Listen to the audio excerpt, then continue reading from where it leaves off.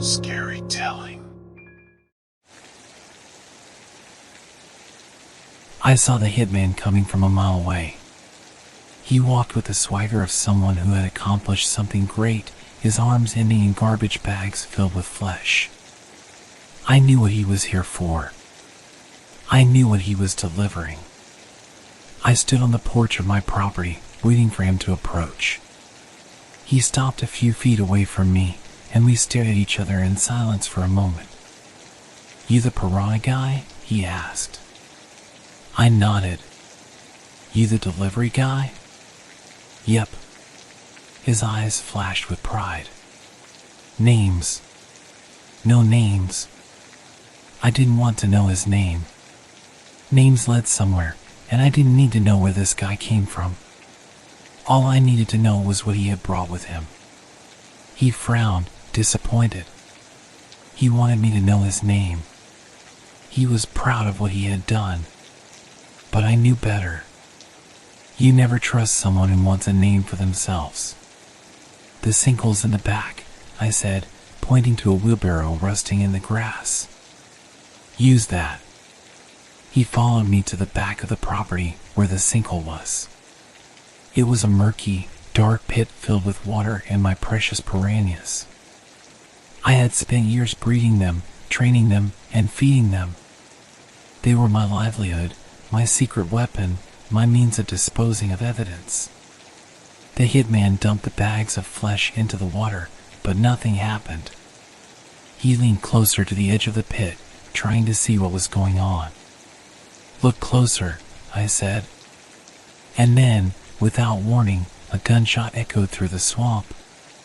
The hitman fell forward, thrashing and screaming, his lungs trying to draw air, his heart pumping black blood into the water.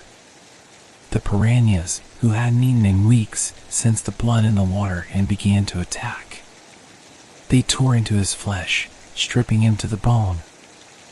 I watched from a safe distance, my face unmoved by the gruesome scene before me.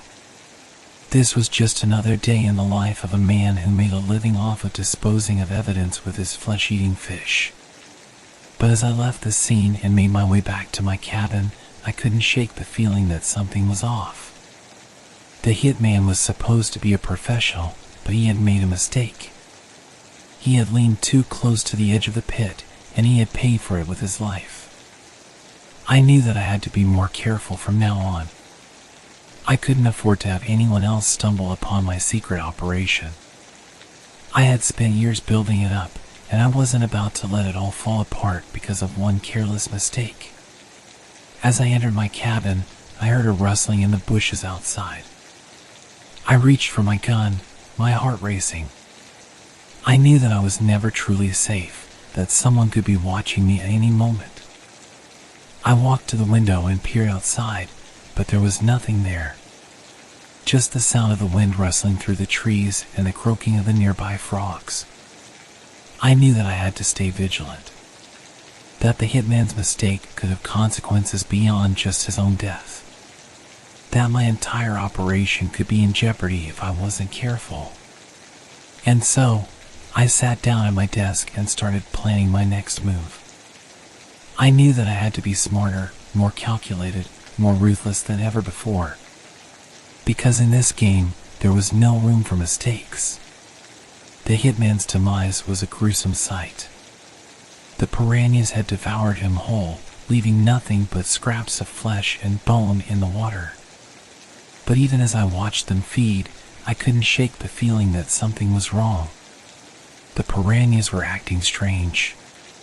Normally, they were calm and collected, only attacking when they sensed blood in the water. But now, they were aggressive, attacking each other and leaving bite marks that looked like they were made by human teeth. I knew that something was off. I had spent years breeding these fish, and I knew their behavior better than anyone. But this was something new, something different. I spent the next few days observing the piranhas, trying to figure out what was going on. I watched as they attacked each other, tearing each other apart. I watched as they swam in frenzied circles, almost as if they were possessed. And then, one night, I heard something outside. It was a rustling in the bushes, a sound that I knew all too well. Someone was watching me. I reached for my gun and walked to the door, my heart pounding in my chest. I flung the door open, ready to face whoever was out there. But there was no one there. Just the sound of the wind and the rustling of the leaves. I knew that I couldn't stay here any longer. I had to get out, find a way to escape whatever was haunting me. But as I started to pack my things, I heard a sound coming from the sinkhole. It was a faint whisper, a voice that sounded like it was coming from the depths of the water. I walked over to the sinkhole and peered into the murky depths, but I couldn't see anything. And then, out of nowhere, a hand shot out of the water and grabbed me by the wrist. I tried to pull away, but the grip was too strong. I looked down and saw the hitman, or what was left of him. His flesh had been torn away, leaving only his skeleton and his teeth. He was staring up at me with empty eye sockets, his jaw moving up and down as if he were trying to speak. I screamed and pulled away, running out of the cabin and into the night. I knew that I had to get out of there, that I couldn't stay any longer. But as I ran, I could feel something chasing me. It was a presence, a feeling that I couldn't shake. It was as if the hitman's ghost was following me, seeking revenge for what I had done. I ran until I reached the main road, and then I kept running. I didn't stop until I was miles away, safe in a motel room with the door locked and the curtains drawn. But even as I lay in bed, trying to catch my breath, I knew that I wasn't safe. The hitman's ghost was still out there, still hunting me. And I didn't know how to escape it. After the hitman's demise and the strange behavior of my piranhas, I became increasingly paranoid.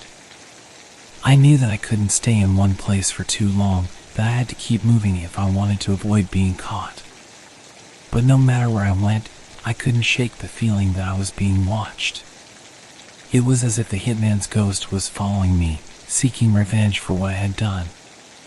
The feeling of being watched wasn't limited to just the hitman's ghost, though. Everywhere I went, I felt like there was someone else there with me, watching me from the shadows. It was as if the piranhas themselves were haunting me, seeking revenge for what I had done to them. They had always been my secret weapon, my means of disposing of evidence. But now, they were something else entirely. I spent my days on the road, traveling from town to town, never staying in one place for too long. But no matter where I went, I couldn't shake the feeling that something was off. The piranhas themselves were acting strange, too. They were aggressive, attacking each other and leaving bite marks that looked like they were made by human teeth.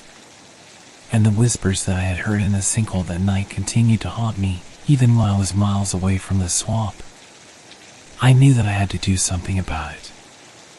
I couldn't keep running forever. So I decided to go back to the swamp to confront my fears head on. As I made my way back to the swamp, my heart racing in my chest, I couldn't help but feel like I was walking into a trap. But I had no other choice. I had to face whatever was waiting for me. When I reached the swamp, everything was just as I had left it. The sinkhole was still there, still filled with my precious piranhas. But something was different. There was an energy in the air, a feeling that I couldn't shake. As I approached the sinkhole, I could hear whispers coming from the water. It was as if the piranhas themselves were speaking to me, warning me of the danger that was lurking in the shadows.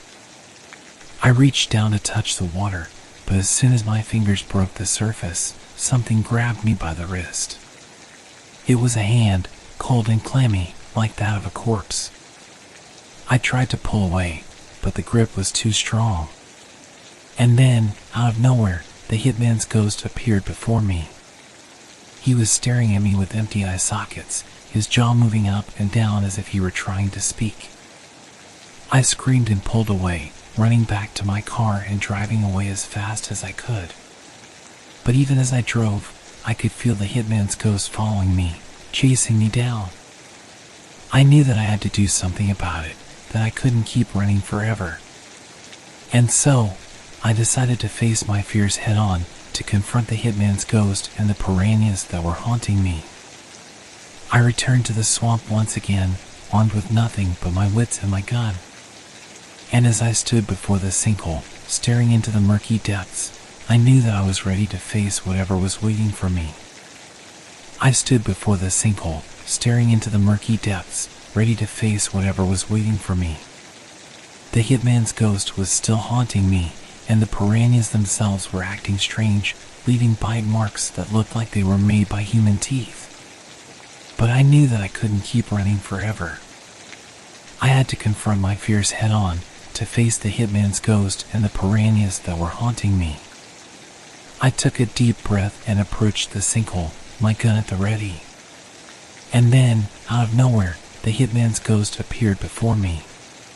He was staring at me with empty eye sockets, his jaw moving up and down as if he were trying to speak. I could feel the cold energy emanating from him, a presence that made my skin crawl. But I stood my ground, my gun aimed at him. I knew that I had to face him, to confront the evil that was lurking in the swamp. And then, without warning, the piranhas began to attack. They swam in frenzied circles, attacking each other and leaving bite marks that looked like they were made by human teeth. I tried to shoot them, but it was no use. They were too fast, too aggressive. And then, just as suddenly as they had begun to attack, they stopped. The hitman's ghost disappeared, leaving me alone with the piranhas. I knew that I had to act fast if I wanted to survive. I grabbed a nearby stick and used it to fend off the piranhas as I made my way back to my car. And then, with my heart racing in my chest, I drove away as fast as I could. As I drove, I couldn't shake the feeling that I was being watched. It was as if the hitman's ghost was still following me, seeking revenge for what I had done. But I refused to be a victim. I refused to let the hitman's ghost and the piranhas control me. I knew that I had to take control of the situation to confront the evil that was lurking in the swamp. And so, I returned to the swamp once again, armed with nothing but my wits and my gun. And this time, I was ready for whatever was waiting for me. I stood before the sinkhole, my gun at the ready. And then, out of nowhere, the hitman's ghost appeared before me once again. But this time, I was ready. I aimed my gun at him and fired, watching as he disappeared into the murky depths of the sinkhole. And then, just as suddenly as he had appeared, he was gone. The piranhas themselves were still acting strange, but I knew that I had taken control of the situation. I left the swamp, knowing that I had faced my fears head on and emerged victorious. The hitman's ghost and the piranhas would no longer haunt me. I was in control now, and nothing could stop me. After the showdown at the swamp, I knew that I could never return to my old life. The hitman's ghost and the piranhas had taken a toll on me, and I knew that I could never go back to the person that I was before. But I also knew that I had to keep moving forward. I had to find a way to move on from the past and create a new future for myself. And so, I packed my bags and hit the road, traveling from town to town, never staying in one place for too long. As I traveled, I met new people and saw new things. I experienced life in a way that I never had before, and I knew that I was on the right path. But even as I moved forward, the memories of the hitman's ghost and the piranhas lingered. They were a part of me now, a part of my past that I could never escape. And so, I decided to use them as inspiration. I began to write about my experiences, crafting stories that were dark and twisted, filled with the same kind of horror that I had experienced in the swamp. And people started to take notice. My stories were getting published, and people were reading them. They were drawn to the darkness, to the same kind of horror that had once haunted me. And as I continued to write, I realized that I had found my new calling. I was no longer the piranha guy or the hitman's nemesis. I was a writer, a purveyor of darkness and horror. I had found a way to turn my darkest experiences into something beautiful, something that could help others see the world in a different light. And so, I continued to write, never forgetting the lessons that I had learned in the swamp. I knew that the Hitman's ghost and the piranhas would always be a part of me, but I also knew that I could use them to create something new, something that could inspire and captivate others. In the end, I knew that I had emerged from the darkness a different person, one who was stronger and more resilient than ever before. And I knew that I had the Hitman's ghost and the piranhas to thank for that.